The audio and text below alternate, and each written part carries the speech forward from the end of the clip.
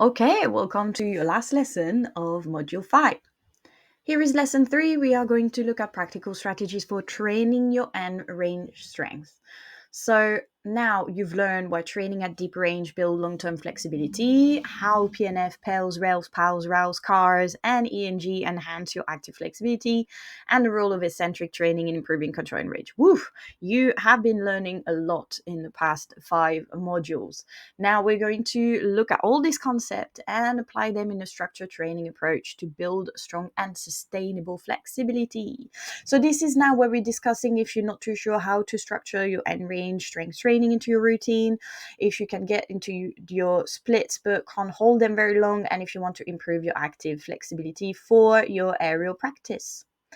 We are going to cover how to train your end range strengths effectively, the best drills, and how to safely increase your stretch intensity over time, and how to progress from passive to active flexibility. So let's go. So what is end range strength? Why does it matter? Again, we've been discussing that is your ability to actively control the position at your maximum range of motion. So why it's important again, it helps prevent your flexibility loss. So for example, having trained for a long time myself, my flexibility has been going up and down from time to time.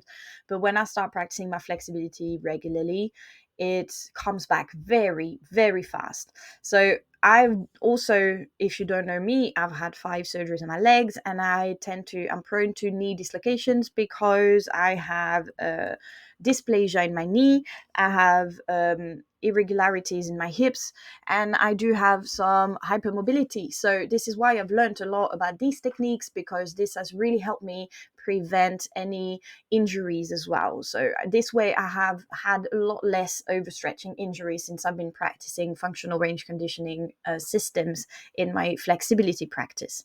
And my body responds to flexibility practice a lot better once I have actually worked the strength. And you get that aerial pole and gymnastic performance flexibility very quick as well. And you need to control that flexibility, and you need to make sure that you have the strength, because dynamically you could seriously injure yourself. So again, when we talk about the dancer, again, we talk about the aerialist, drop into a split but can't hold an aerial straddle. I mean, again, I don't believe dancers can't do that, because generally dancers have got amazing active flexibility, as you can see in the photo I'm using. Obviously, this is more dynamic. For example, she's using a dynamic pose right now, but she should be also able, when you look at ballet dancers, they are also able to lift these legs as high as in the picture with the control, and as slow as possible as well. Yeah, so a pole athlete, or that can do a floor split but can't hold a jet split, then that needs more active control work. And this is why we talk about with also aerialists, for example, the Russian split moves that we do in trapeze and that we do in pole and hoop. You might find it a little bit difficult, and also this is where you can get overstretching injuries, because you actually push very hard in your splits to reach into the pose, but that doesn't necessarily mean that we've got the active flexibility for it. So the stronger your flexibility is, obviously, the more usable it becomes. How to train your end range effectively?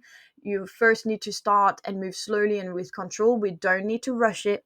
So remember what I explained in the classes. You have to take it at your level, and you have to progress also at your level and slowly. Yes, you have to really build it gradually. Like I was saying with PALs and RELs, don't go straight into PALs and RELs and start using weights. It's completely useless to do that, because not only you might just be resisting that kind of exercise. Yeah, again, we train the nervous system, but on top of it, you could seriously hurt yourself. You strengthen your muscle that support your deepest range, your hip flexor, your hamstring, your glutes and core, and train both direction, work progressive and regressive loading. Yeah, make sure you do both PELs and RELs, and that you include both isometrics and eccentrics as well. So holding in position and lowering with control. Again, here you will see that I have looked at different methods, and I tell you what it's best for, an example of drills. Yeah, so we looked at all of that: building control, strengthening flexibility, deep flexibility level, loaded stretching for advanced, training the nervous system, and don't forget your PNF as well. Integrating these 2 to 3 times per week. Remember what I said, small elements into your routine are better than trying to just do one long session. So if you're doing this program right now, what I do suggest is that you obviously do the class that I've put in the program, and that you do maybe the couple of workouts that I've got on offer in the program as well, and then do your drills before and after your strength program. Or if you already have a strength training program, or if you do your workout, or if you go to an aerial class, then do your mobility and activation before your class, and then do your end range conditioning after the class. You could do both as well before, but sometimes it's quite nice to do it after. So the best drills: isometric split hold, we talked about that already. Strength at end range, get into the split and engage everything, and press your legs into the ground to try and like find this active. Eccentric lowering, we obviously spoke about that again. Start in the highland, slowly lower. In the next course, we can also, when we want to progress, and if you already have your splits, you can also start doing the over splits. So like I was explaining in the previous lesson, using foam roller and start rolling out, using a yoga wheel and start rolling out, and kind of like use props as well. You can also use, if you're at home, your sofa or a chair to kind of elevate the leg a little bit as well. This, again, not recommended if you're not quite advanced. Yeah, this is more like if you're already quite comfortable in your splits. Deep lunges, pels and rails. You can also do the lying down like we do in the class, pels and rails, and PNF stretching. And finally, loaded middle split. No, we've got one more. Loaded middle split hold. So this one is more for your middle split and your pancake. I've put it in there because it is still good to do for your regular scissor splits as well. And a middle split course is coming soon, which is obviously going to approach the same concepts, but discuss a bit more into the middle splits anatomy. Yeah, so here is sitting in straddle stretch. Engage your inner thighs to hold the position. So you're also going to really squeeze. You're going to hold and pull, for example, the pelvis. You're going to we can do this one, where you have the knees bent into a butterfly stretch and you use the weight. You push the weights down, you push the weight up, and then you stretch. So these are really good for pole dancers, contortionists, and aerialists as well. Yeah. So what we call here in the straddle is more your butterfly stretch. You can also do the straddle one, ENG, pals and rouse, but this is a lot more advanced as well, using weights like I was explaining and lowering yourself. And last, you have your eccentric neural grooving, ENG, again starting in the splits, slowly press in and out of your deepest range, keeping the engagement throughout, no passive sinking, and then you repeat this. So you go a little bit down, you press in and out, you do a bit of repetition and the pulses, and then you try and take yourself a little bit lower, and then you hold it in isometric, and then you go again. You can do some little pulses, and then you hold it, and then you keep going down like that. Remember that when you practice the end range conditioning, do not come back to your previous range. The aim is to take you further and further, even if it's just a tiny bit and a small inch here. You want to try and do your set, do your reps, do your time, and take yourself deeper, and then try and find comfort in a new range, and then repeat the exercise. This is really the secret, because if you keep coming back to where you started, this is not going to be very useful. So how do we increase the stretch intensity? Again, I know I said that previously, but keep in mind to take your time and to follow the guideline of your maximum effort. So don't rush this. At the beginning, we do 50-70% of the max effort. Don't push into the pain. This is why sometimes when I teach PNF stretching and range conditioning, I make you take your passive stretch and then take yourself back to about 60-70% of your maximum range before you start doing the end range. So it will be really extremely different from one individual to another.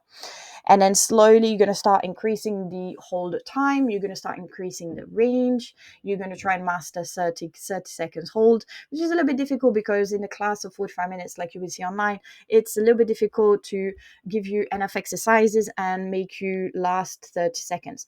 Also, not everyone has level to last 30 seconds. So in that case, I do have to keep it to about 10-20 seconds max. But when you train by yourself in your plan, this is what you want to try and build. So you want to try and build your resilience and your capacity to hold for up to 30 seconds before you start using the weights. Yeah. So don't believe that when you see all these very flexible people using weight, this is the solution straight away. You really need to slowly progress. And just the same as when you do a weightlifting program, you progress every 2 to 3 weeks. You increase your progressive overload, your resistance, your depth, and your duration as well.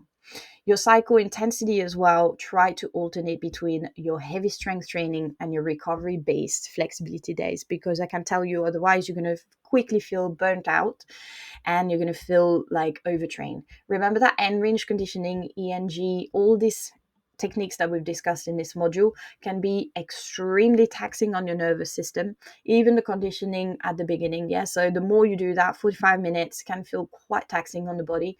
So go slowly, pick and mix some exercises and sequences, practice them, and get used to it. So every class, as well as said, don't try and do a different class every day of the week, or don't move too fast in the program, because you want to make sure that your body adapts as well before you take yourself out of this comfort zone. That's also the secret to really progressing. If you want to try and move too fast, you can't really bypass some of the elements, such as training your nervous system and training your strength.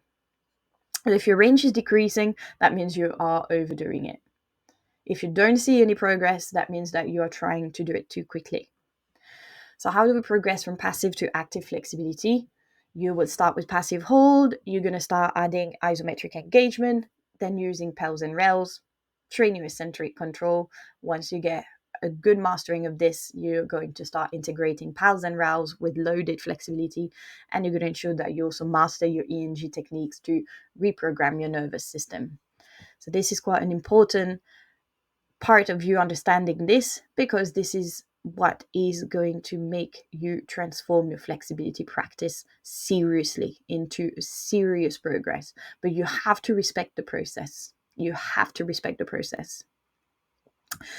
I'll say, so the key takeaway from the lesson is, end range strength is the key to flexibility and control. Using isometric, eccentric, and loaded stretching is the key for optimal gains as well. And progressing gradually is so important. So training your flexibility strength 2 to 3 times per week for lasting result. There is also a concept that you have to think about is, maybe as I do 3 workouts per week, obviously I'm very lucky because I teach a minimum of 5 flexibility classes per week. So that's my flexibility practice kind of there. And I also do 3 workouts per week. So when you think about my 3 workouts per week, I also sometimes think about my strength training in the gym as an opportunity for me to increase my range and increase my strength here as well. So when I load my squats or when I load my leg presses, I also think about the depth of my movement. So this way, when I practice my flexibility, I've already got the strength as well. So if you feel like you can't really fit everything, just think about the strength program that you already do. And again, the strength program that will be in the app will be available for you to use. But if you already have a routine, start thinking about not just integrating your flexibility practice around it, like part of your routine, but also if you tend to lift really heavy, maybe take it a little bit less heavy and focus on a deeper range. That's also an option. So your learning activity is to try the 10 minutes and range strength circuits, obviously isometric split hold, eccentric, pels and rails, loaded middle split, ENG. This sequence is the kind of sequence that we do more towards the end, again, of the flexibility practice. So you would do it after a strength training session, you would do it after maybe your aerial class, or making sure that you've done it after a proper warm-up, mobility and activation. Okay, because that's quite important. This one is quite intense. You can't really get into end range conditioning and strength training before you've appropriately warmed up and activated. Next module, we're finally going to get in module 6. So we're going to discuss a bit more in detail overcoming flexibility plateaus and fixing your imbalances, discussing the 3 most common reasons why they happen, how we can fix them, why left-right imbalance exists, how to restore symmetry, and how to adjust your training intensity, recovery, and strength so you can continue progressing throughout the weeks, but also beyond this program. So if you ever felt like you stopped improving, this module is going to be a game changer. So I will see you in the next one.